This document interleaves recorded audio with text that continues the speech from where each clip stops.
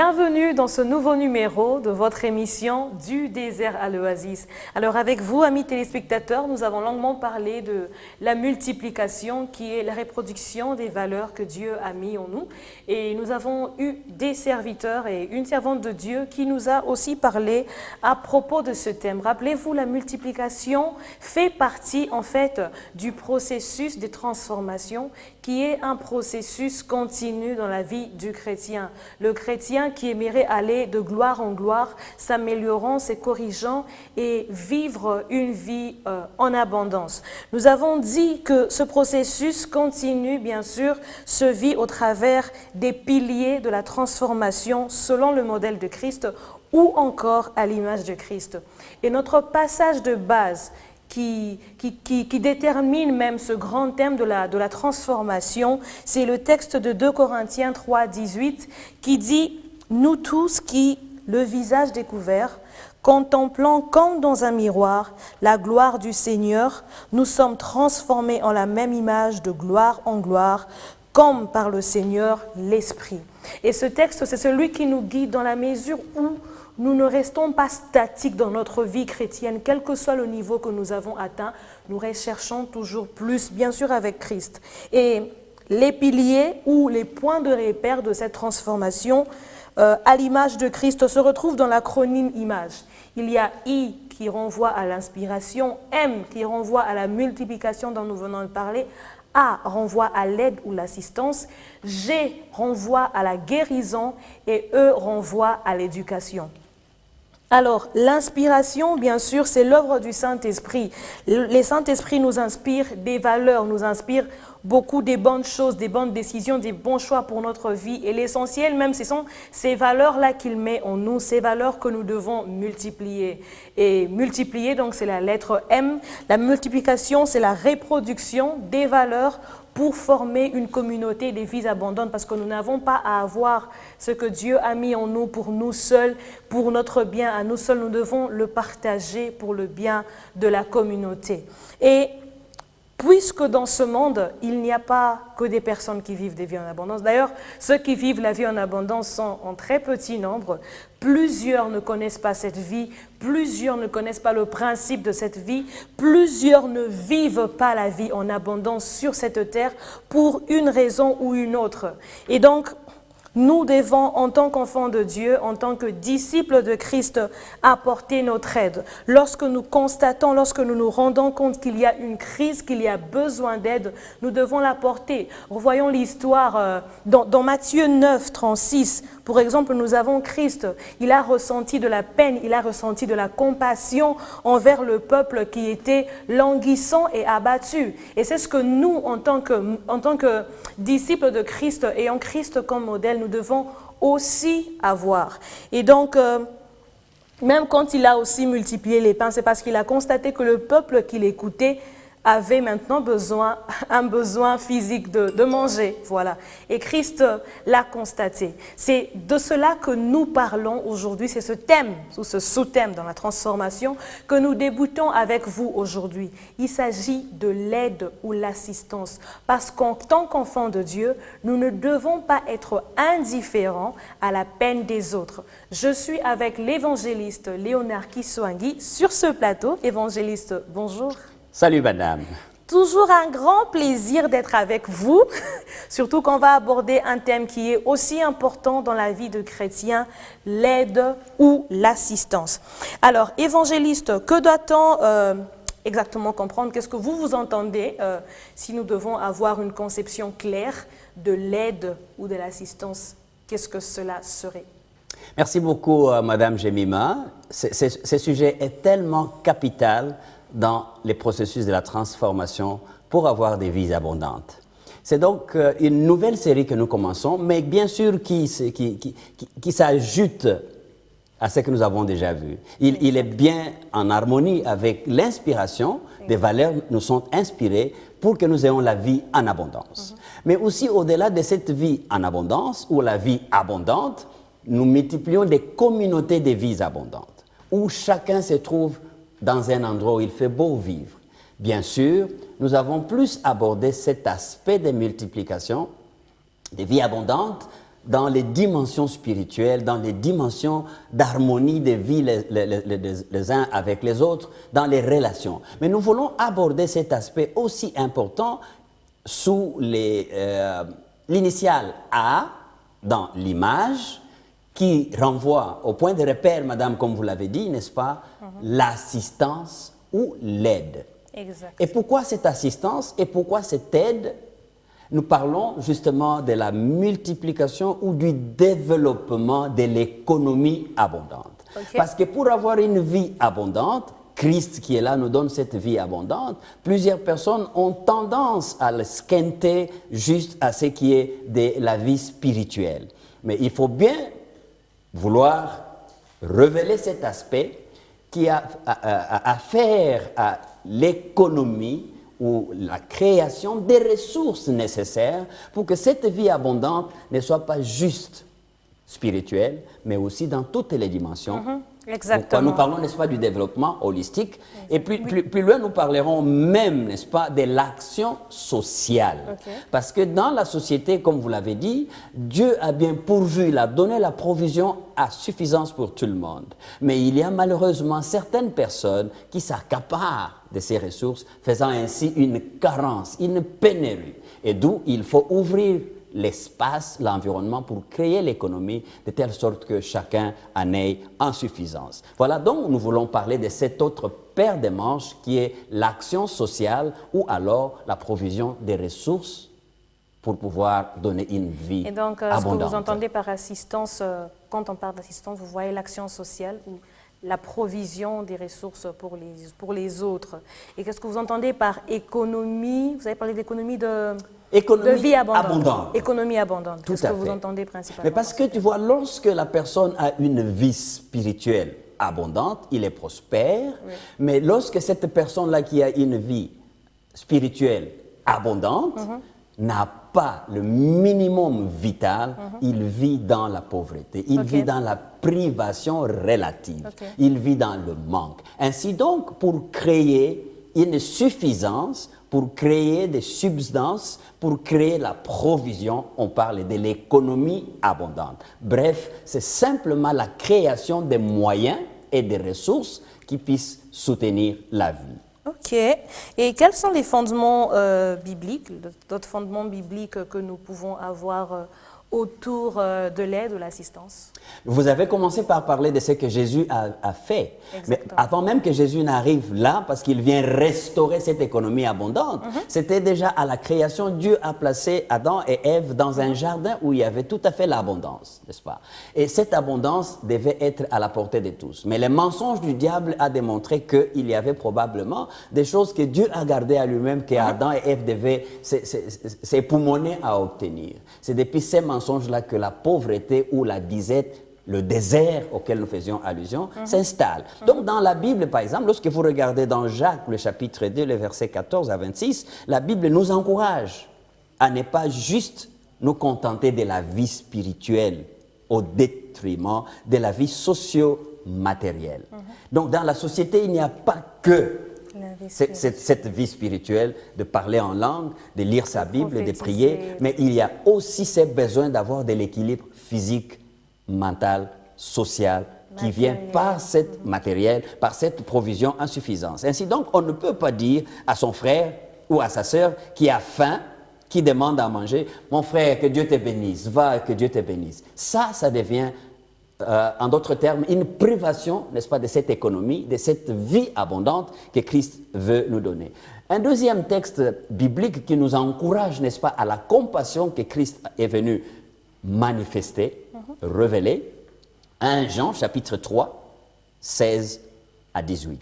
Généralement, nous connaissons tous par mémoire, et ça, c'est un verset pour moi qui est bon, mais malheureusement, pour la plupart des personnes, les prennent dans un aspect égoïste, n'est-ce pas?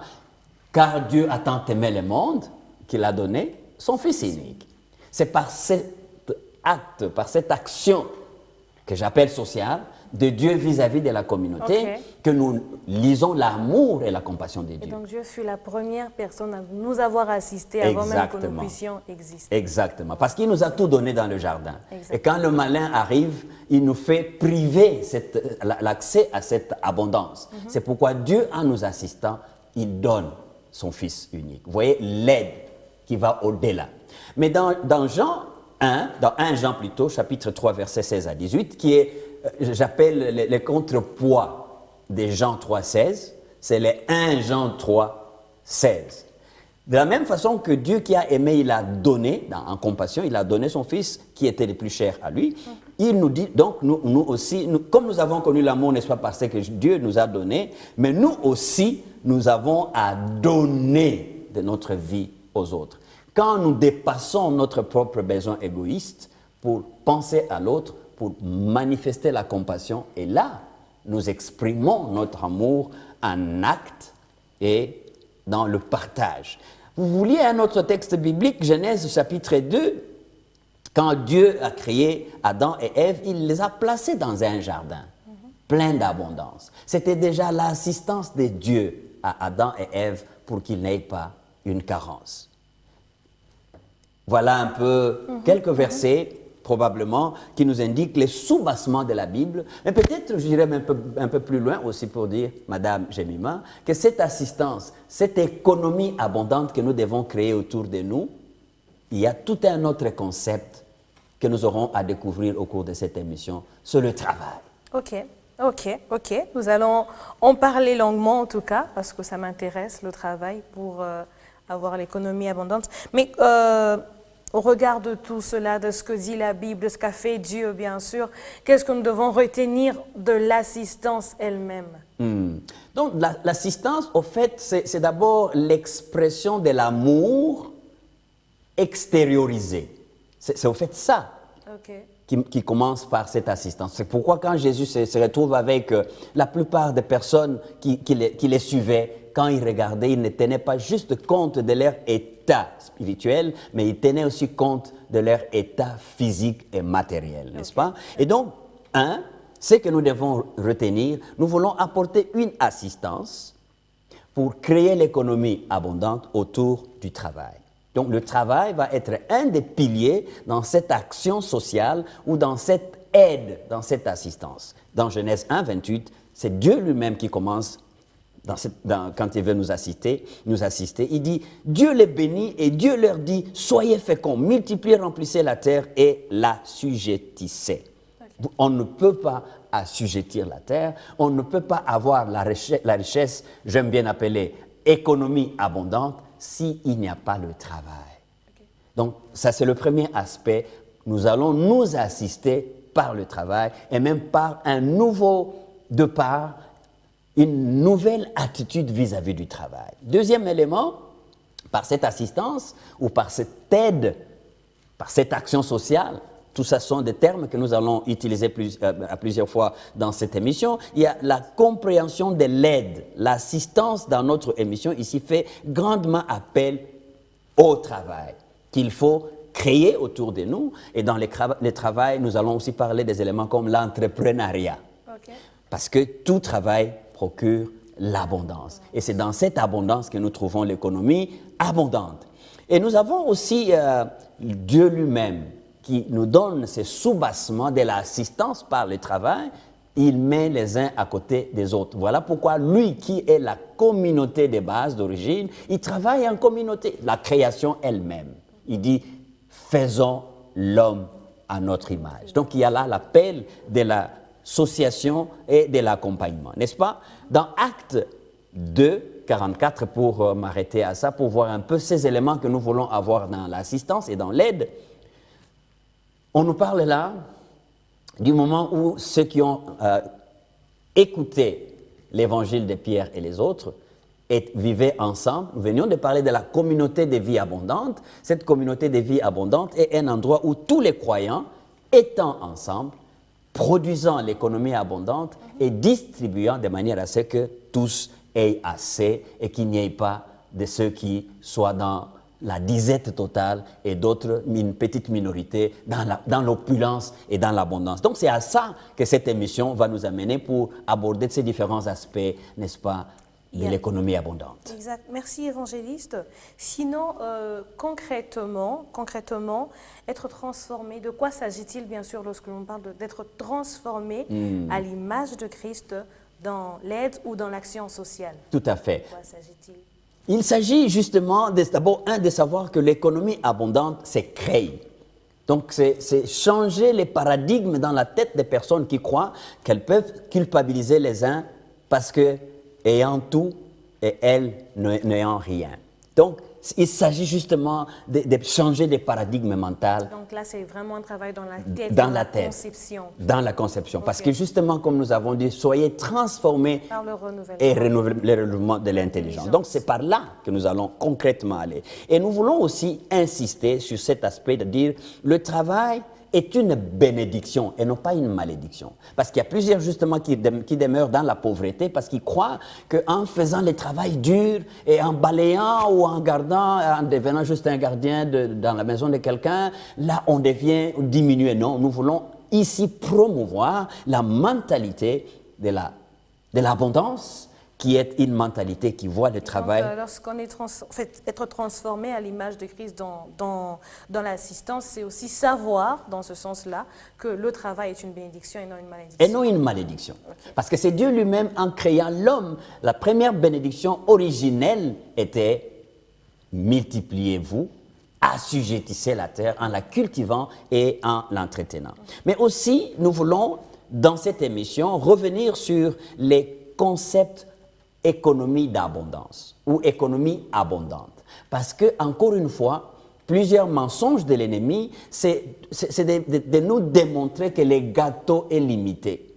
Et comme le gâteau est limité, donc les plus forts s'accaparent et les moins forts restent dans la disette. Et ça, c'est pas seulement dans les besoins du gâteau, mais aussi dans les besoins de leadership. C'est pourquoi vous voyez dans certains endroits, il y a une seule personne qui est là des années et vous changez de terme, il est là. Vous changez de position, il est là. Parce qu'il démontre que le pouvoir est un gâteau limité. Donc dans cette émission, nous voulons aussi créer de l'espace pour démontrer qu'il n'y a l'économie abondance pas que dans un système, dans une catégorie de travail ou un autre, mais nous voulons vraiment approfondir l'aspect du travail qui produit, n'est-ce pas, l'abondance. Mais enfin, nous voulons dégonfler, nous voulons démystifier les thèmes ou les concepts aide au développement. Il y a plusieurs qui croient, bon, il faut attendre l'aide. Bon, l'aide des Nations Unies, l'aide de ceci, l'aide de cela. Et nous voulons démystifier ces concepts-là de l'aide pour que des personnes qui croient qu'elles doivent attendre que l'aide vienne pour qu'elles fassent X ou Y, découvrent qu'en elles-mêmes, là où elles sont, il y a la bénédiction de Dieu et elles peuvent créer l'abondance en attendant faire elles-mêmes aussi de l'aide aux autres. Parce que nous verrons la comparaison ascendante et la comparaison descendante. Ascendante, lorsque des personnes croient, se comparent à ceux ou à des personnes qui ont plus qu'elles-mêmes, elles croient, oh, si j'étais comme, il y a l'envie et il y a la jalousie et les conséquences que cela amène. Ou aussi la comparaison descendante que nous faisons autour de l'aide qui nous crée, n'est-ce pas, des syndromes de dépendance à outrance. Donc nous verrons un peu comment démystifier tous ces concepts. Exactement. Nous en parlerons en tout cas en long dans les émissions qui vont suivre. Merci à vous, évangéliste. Merci de nous avoir suivis, fidèles téléspectateurs. Je demande à l'évangéliste de prier pour moi, pour nous aussi, pour nous tous qui suivons, afin que Dieu nous accorde de ne pas être ces chrétiens, ces disciples de Christ qui vivent dans l'indifférence alors que le peuple est dans le besoin, alors que le peuple est languissant et abattu. Seigneur, notre Dieu, nous voulons te dire merci. Cette nouvelle série, nous te la dédions pour que tu ouvres notre connaissance, notre conscience, pour que nous puissions percer, changer notre perspective d'avenir quant à l'abondance qu'il faut avoir, quant à la compétition qu'il faut avoir pour acquérir des ressources, quant au sentiment de compassion et d'amour que nous devons avoir vis-à-vis de ceux qui n'ont pas en suffisance pour leur vie. Nous voulons, Père de gloire, que tu nous exerces nos langues, nous qui allons parler autour de cette émission, pour que nous puissions encourager, relever ceux qui sont abattus. Mais donne-nous aussi à nous qui écoutons cette émission, pour que nous soyons comme des disciples mettant en pratique ces concepts, nous libérant de la dépendance totale, trouvant une autosuffisance et trouvant une capacité de nous entraider les uns les autres dans l'amour et dans la compassion de Jésus-Christ. Amen. Amen, amen. Merci évangéliste, merci de nous avoir suivis. Si vous avez des questions, n'hésitez pas d'écrire sur le numéro qui s'affiche au bas de l'écran ou même d'appeler. Suivez-nous aussi sur notre chaîne YouTube African Enterprise DLC où vous verrez toutes nos vidéos. D'ici, nous vous disons bonne suite au programme sur B1 Télévision et que notre Dieu vous bénisse tous.